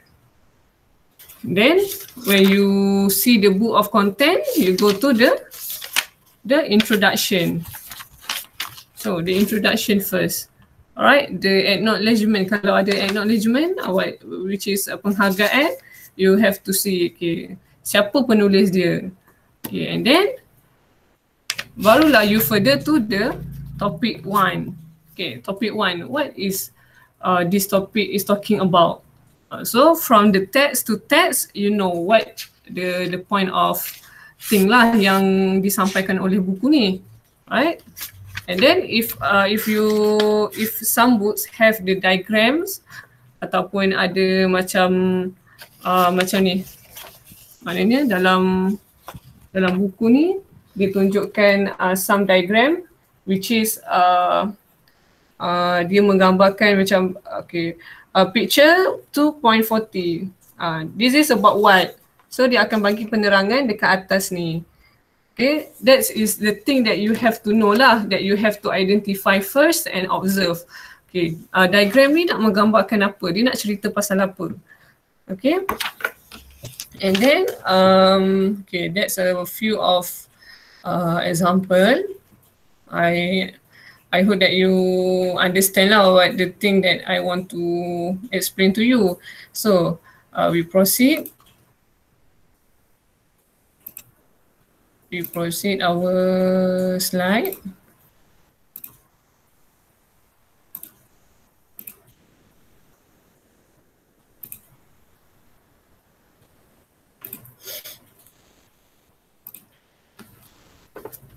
Okay, reading and note-taking strategy. Identify the purpose. Okay, ini sudah. Okay, 3, identify how information is organized. Okay, organizing principle, which is pass ideas to present ideas. Okay. The step or stage of the process of event. So you have to observe lah and identify what is the chronology. Okay, selepas ni, after this, what the kind of topic you will gonna talk about. What is the, for example, if you read some history book, you have to find the chronology of the event. Maybe the chronology of the year. For example, penjajahan di Tanah Melayu, contoh. Penjajahan di Tanah Melayu, okay. Bila British bertapak di Tanah Melayu? Pada tahun berapa, and then apa yang berlaku after that, what happened, and then after that, so you kena pasti you identify something from the year, from the chronology, okay, daripada tahun ni kepada tahun ni. Itu adalah the step or stage of a process of event. Okay, most important point to least important point.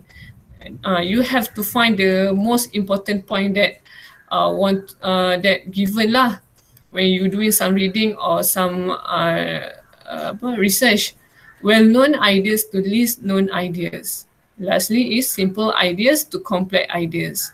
Maksudnya you have to find the meaning of the complex thing, or the meaning of the complex ideas that given by the author or the book or your lecturer. Okay, kamu perlu mencari apa maksud tersirat di sebalik perkataan tu. So you identify it by yourself.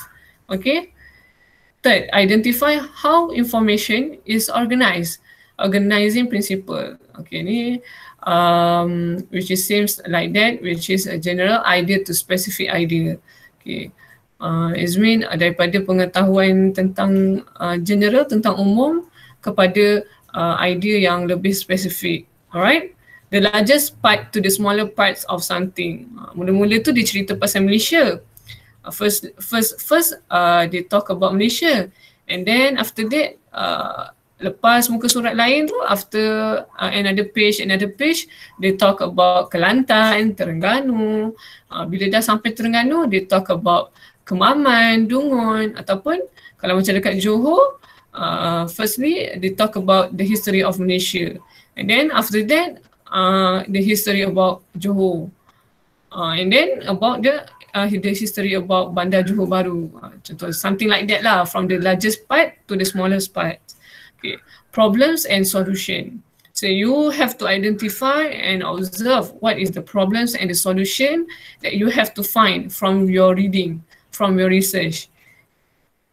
So from that you must take notes. You must have to do some notes, and then also to causes and result. When you for example, science people or mathematics people, they more to doing some experiment lah. For example, chemist people more toward to doing some experiment in their lab, so that these chemist people will jot down what the result that they get from the experiment, what is the formula, if you put this, apa yang akan jadi, if you put if you put hydrogen, what will you get, if you put the magnesium, what will you get. So that is the result, and you must have to jot down on the notes lah, right? Okay, this is some example, which is, this is about underwater camera. This is article about underwater camera. So what is the main point? What is the important point yang dia nak sampaikan? So from this narrative design, which is apa orang panggil narrative tu, is mean like ayat panjang-panjang macam ni, you tend to make these simple notes. So from that, okay, inilah apa yang nak dimasukkan dalam panjang-panjang. Okay, sebab kadang-kadang tu some people memang kita at the same time ada masa kita akan we would refer something yang easy, yang kita mudah faham, bukan yang dia panjang-panjang ni. Alright. 4. Include your thought. When taking notes for an assignment, it is also helpful to record your thought at the time. Record your thought is a separate column or margin and in the different color to the notes you took from the text. Okay, this is like the first video that we watched, which is the student, the girl, put some column behind the notes. For that, if she found something new or some information that she not ever know, she put beside the column lah. She put inside the column lah. Okay.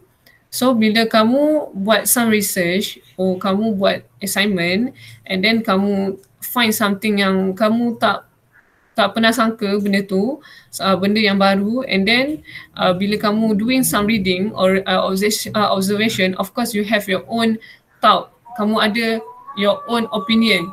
So that opinion you have to put in the column lah, in the other column. Okay, what idea did you have about your assignment when you read the information? Mesti kamu when you doing some research or reading, of course you have your own opinion and your own thought. So you must jot down what your thought is about. Okay? And how do you think you could use this information in your assignment? That's why lah, when you want to do assignment, you must you must to identify, you must to observe, and you must to reading first about what you want to talk about lah, what you want to do lah, assignment apa yang kamu nak buat. For example, the documentary assignment that I given to you, you must watch first about the documentary, and then barulah you boleh put your thought, take some ideas, and then and others lah. Alright. Listening and note taking strategies. Okay. General tips: have a clear purpose. Okay. Recognize main idea. Select what is relevant. You do not need to write down everything that is said. Kadang-kadang tu when we hear our lecture, our professor talk, there is the same point that we need to jot down. Sometimes apa yang dia cakap tu tak penting pun. That is not important pun. It's depend on us lah. Kalau kita rasa benda tu penting bagi kita, we jot down. If we think that is not important to us, to you, it's okay. Don't jot down. Alright. Have a system for recording information that works for you. Actually, note taking is very important during your higher education. It's very important. Kalau sekolah rendah, sekolah menengah, when we in primary school or high or secondary school, notes are given by teachers. Notes are given by our teacher. We already have a standby notes lah. Alright. But in the high education, we all must have to study by ourselves. So of course, note taking is very important for you.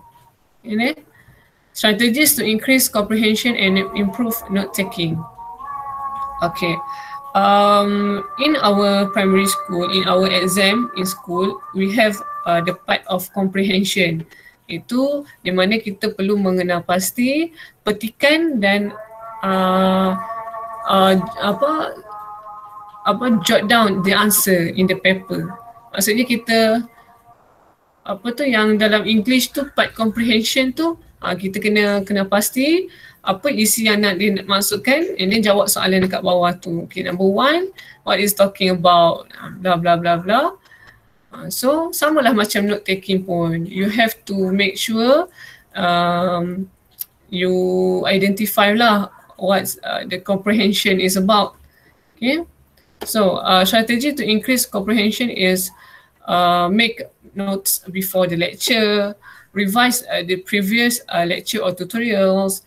Maybe you don't understand in the class, and then after the class, some student they will take some alternative for she or he to understand back about what her professor talking. So they make some revision and previous lecture. That's why lah in university, recording is a very important lah, right? Pre-read about the topic, you have to reading again, check the pronunciation of any new words or discipline-specific language in the pre-readings. And lastly is a rule up page according to your note-taking system. This saves time in the lecture, alright? Strategies to increase comprehension and improve note-taking. Okay, during the lecture, you must be on time. Okay, don't be late and sit near the front. Biar kita ni duduk dekat dengan lecturer so that we can take lah what the key point that given by our lecture. Distinguish between main points, elaboration, example, repetition, okay, restatement and new points by listening for structural cues, signposts, transition words, alright. Looking for non-verbal cues, facial expression, hand and body signal. Sometimes our lecturer or our professor actually the main point ataupun the important point is react from the body. Contohnya macam ni. Contohnya kadang-kadang bila kita dengar lecturer kita bercakap, dia akan tekankan perkataan yang penting. Contoh, macam mana nak cakap? Contohnya ada part yang dia akan tekankan. So that kita perlu ambil cakna lah benda tu. Contohnya macam kadang-kadang kita dengar lecturer kita cakap slow kan. Kadang-kadang ada sebenarnya benda yang dia nak sampaikan. For example, when I'm during my degree, bila nak tiba exam je, kita orang akan tunggu tips daripada doktor. Maksudnya orang kata soalan bocor lah kiranya macam tu. Kalau macam doktor cakap slow, nanti kamu bacalah pasal Maharaja Lela ke apa ke kan. Contoh dia akan beritahu dalam bentuk yang kadang-kadang kita tak sangka pun. Benda yang dia cakap slow tu sebenarnya benda tu lah dia masuk. Benda yang dia cakap orang kata key point ni we can get from how the body language, the facial expression. Maksudnya kadang-kadang suara dia kadang-kadang kuat. Contohnya macam dia sebut tentang okay, nanti exam masuk pasal makanan, contoh. So kita pun macam maksudnya exam kali ni masuk tentang makanan, contoh. Sebab daripada gaya intonasi lecturer kita, dia cakap slow. Maksudnya benda tu penting. Alright, it depends on how our lecture expression and body signal. Alright. Strategies to increase comprehension and improve note taking. After the lecture, revise lecture notes within 24 hours, tidy up your handwriting and fill in any missing bits. Sometimes when we doing some notes in our class, during our class, there are some certain thing or certain point that we are missing out. So after the class, you must firstly check up a little bit about that, so that you don't miss lah nanti akan datang. Alright. Write a short summary of the lecture, one paragraph in your own words. Short summary is very important lah for student, so that they know lah how much we understand during our lecture class. Okay, that's why every single thing or every class that I already have done, I put the tutorial in your Moodle, so that I will that's why I make sure you all must do the tutorial, so that I can observe lah what the level or sampai mana you faham from my lecture class. Okay, attach any handout to your lecture notes. So sometimes bila kamu buat presentation, when I'm during my degree year presentation, when I'm doing some presentation, I will attach handout. I will doing some handout lah. Maksudnya handout tu macam kita buat rangka lah apa yang the main point yang kita nak sampaikan. So the handout we will deliver to our classmate lah when we present something. Okay. Kadang-kadang tu when we doing presentation, the slide of presentation you must print out and then give to your friends in the class lah, so that they can focus lah what the main point that we want to deliver, right? Okay, the another strategy is using symbol and abbreviation. Okay, use symbol and abbreviation ni is mean you guna akronim, singkatan kata. Contohnya macam singkatan lah, I mean contohnya apalah, tak datang lah idea. Singkatan lah macam macam berdikari. Okay, contoh independence, berdikari, berdiri di atas kaki sendiri.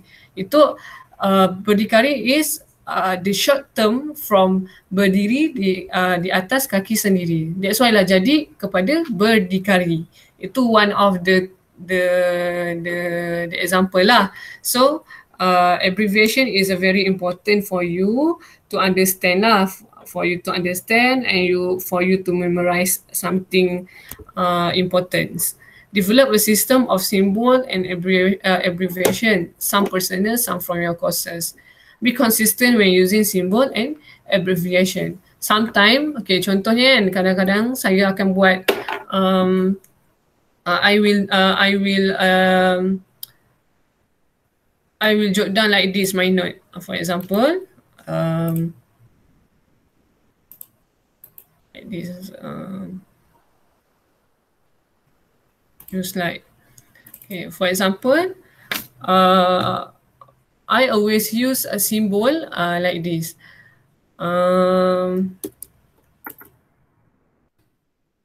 Ahmad is bigger than Anas, contoh. Ahmad is bigger than Abu, contoh. Right?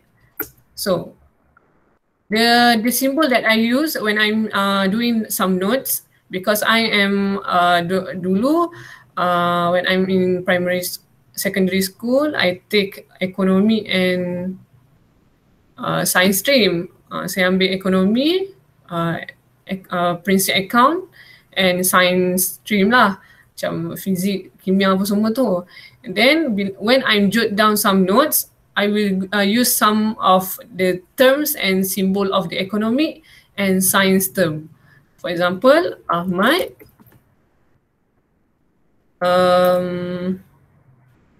Ahmad is bigger. What is the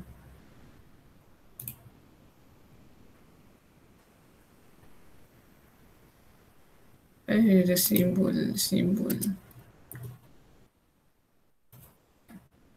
Ahmad is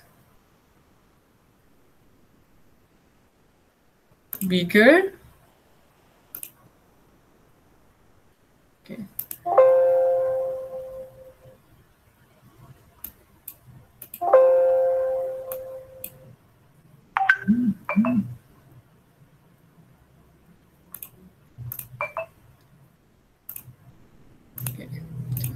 Ahmad is bigger than Abu. Okay, this is one of, maknanya I will use this symbol to do some my notes lah. I use the formula of the symbol, mathematics, symbol of account subject or science stream. Alright. Apa? Abu smaller. Abu but Abu is smaller than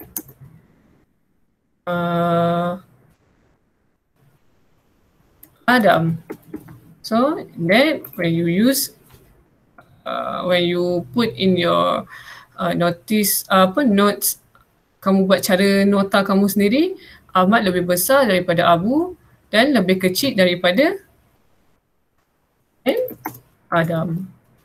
So sometimes I use some my the symbol lah in my notes. Alright. Kamu faham, you understand in your kamu punya cara. Kamu punya nota tu kamu faham, kamu punya cara. Alright. Sometimes my friends when I'm school, sometimes my friend don't want to see my notes because saya seorang je yang faham. And then memang tulisan saya pun memang jenis yang saya seorang je faham, macam tu. So nota saya dahulu tak glamour lah, walaupun ramai yang nak tahu how my study macam mana kan, sebab I'm the one of the best students. So my friend is very to know lah what the kind of nota that I make. So macam tu lah nota yang saya buat. Saya menggunakan simbol, I use the symbol that I learn from my class in doing notes. Okay, and then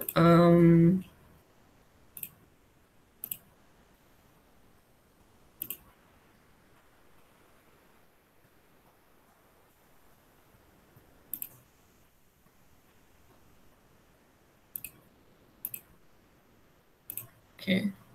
So during lecture, looking for visual cues, copy the content of any visual aids. OHT ni is mean one-handed typing, which is adalah abbreviation lah. Senang cerita, one OHT ni adalah short term. Okay. Listening for phonological cues, voice changing in volume. Sometimes our teacher dia akan menjerit sedikit bila dia dapat tahu yang student dia tak fokus dalam kelas, so dia akan okay, bab 2 topik tu is about family. Dia akan kuatkan suara dia, and then lepas kita dah macam tersentak sikit, dia akan slowkan balik. So is how dia nak bagi tahu that is a very important key that we have to notice. Alright, some people, some teachers, some professor is like that. After the lecture, actually dah tengok dah tadi.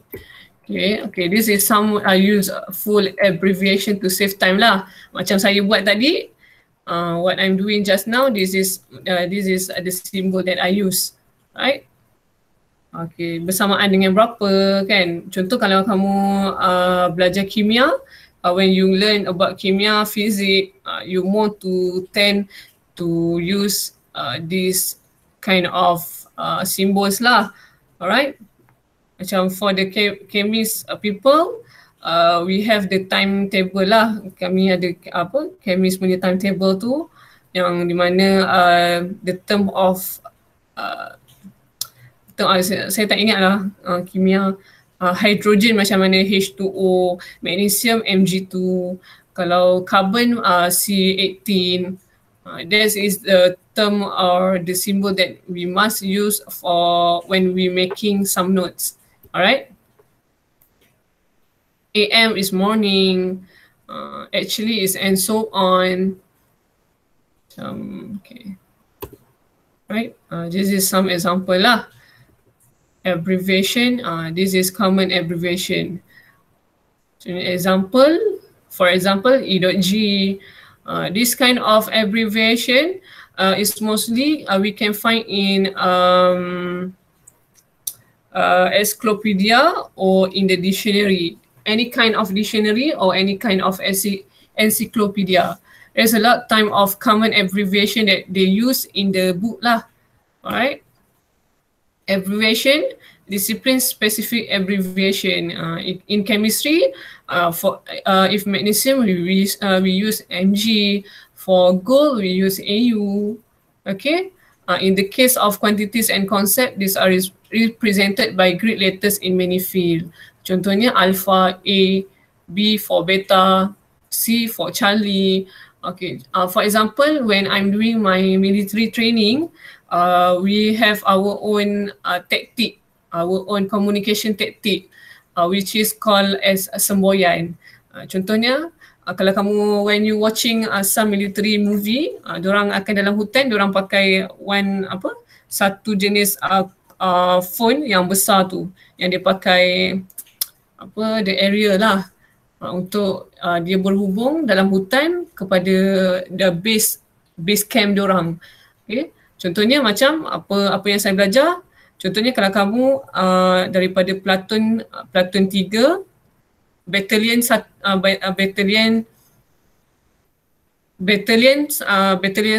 company Charlie, in the terms of line adalah nombor 3. Alpha, Bravo, Charlie 1, 2, 3. And then setiap company we have their own groups which is called as section, which is called as platoon. In every company we have 3 platoon, which is platoon 1, platoon 2, platoon 3. And in each platoon we have our own section, which is section 1, section 2, section 3. So for me, for example, saya daripada company A, contoh saya daripada company Alpha. Platoon 1, section 1. So saya punya communication method ataupun communication code akan menjadi hello 1 titik 1.2 melaporkan, dia akan cakap lah, okay, in military punya communication we use alpha, we use some adjuncts like A for alpha, B for bravo, C for Charlie, D for delta. Contoh, if I want to say that saya dah makan kan, so saya contoh aku dah makan, alpha delta, saya tak ingat lah the term of dia adalah, contohnya saya dah makan kan, contoh alpha delta magnesium contoh. So when I'm call the base, I will say that hello, di sini 1.2.3 alpha delta magnesium, terima ganti, dia macam tu. So itu adalah abbreviation in the military punya communication lah. Kita orang panggil itu adalah semboyan. Siapa-siapa yang ada pakcik ataupun makcik yang masuk askar, dia adalah di bawah kor semboyan. Dekat nama dia, dekat baju dia tu ditulis semboyan. KSD, kor semboyan diraja. Alright, so there's a lot of abbreviation that we use in our daily routine lah. Macam tadi saya bagi contoh, itu dalam saya punya military training lah. We use military punya communication skill. Best belajar dia.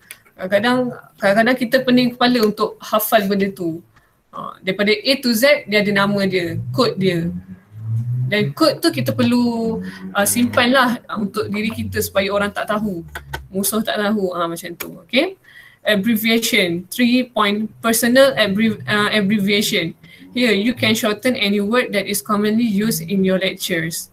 Okay, D for different, governance, GOV for governance, NGO. NGO is a non-government organization. NEC, necessary. Perodua,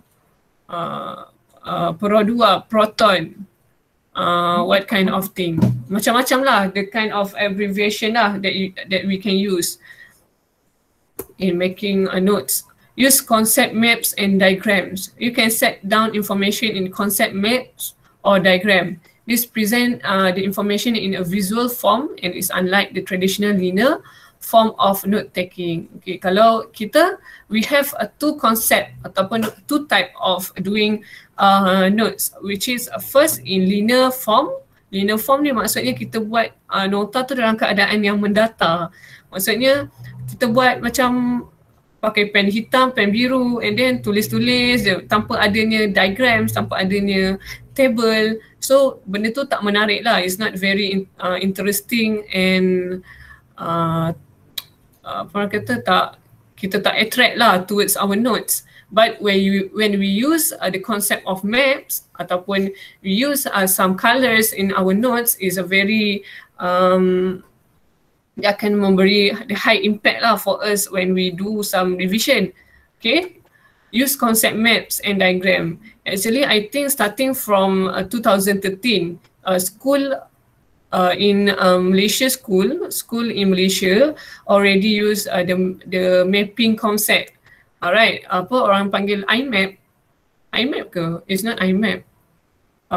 Saya tak ingat lah apa term dia, tapi Malaysia, in system education in Malaysia, teachers or student have to use the mapping system, mapping concept. Okay? Arrows and words can be used to show link between parts of the concept maps. Colors and symbols are important parts of concept maps, helping illustrate ideas and triggering your own thought. Okay, something like that lah. Underwater cameras, kepada regular need special housing. Kalau underwater cameras, amphibious, Dia ada dua, which is regular and amphibious. Okay, regular ni for what? Amphibious ni for what? Okay, maybe for snapshot, Nikonus. Nikonus pula ada lens. Okay, lens ni ada apa? Okay, lens ni boleh digunakan di dalam air, can use in water and only underwater. Okay. This is the sample of how you doing notes using some diagrams or maps. Okay. So what time is right now? So I think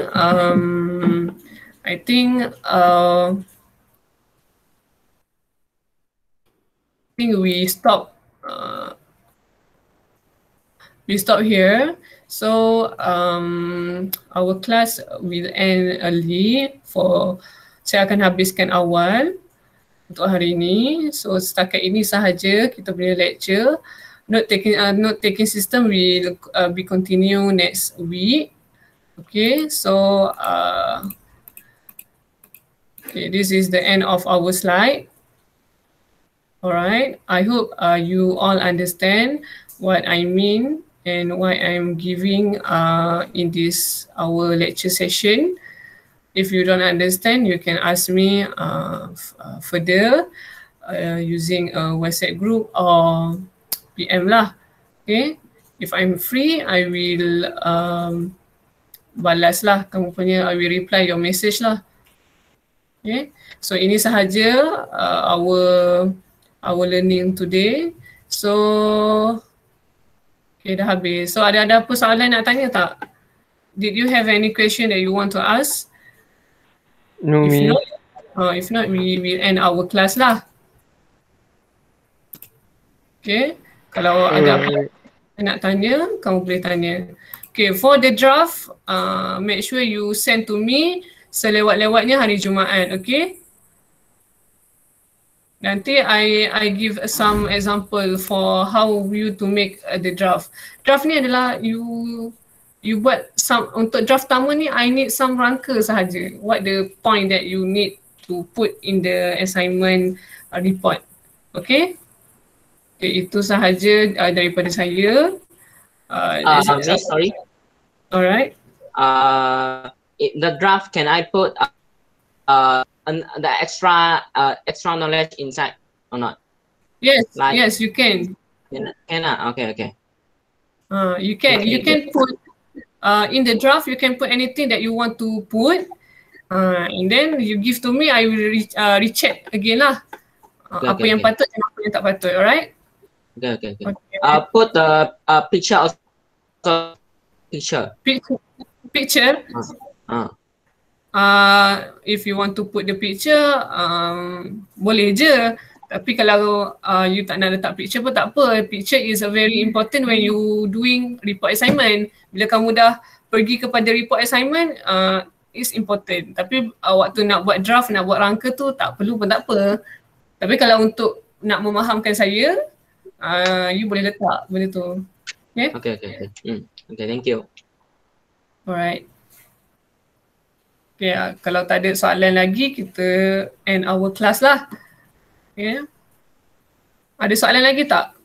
Kalau tak ada, saya rasa dah boleh leave lah. Okay? Stay safe. Okay, thank you, Miss.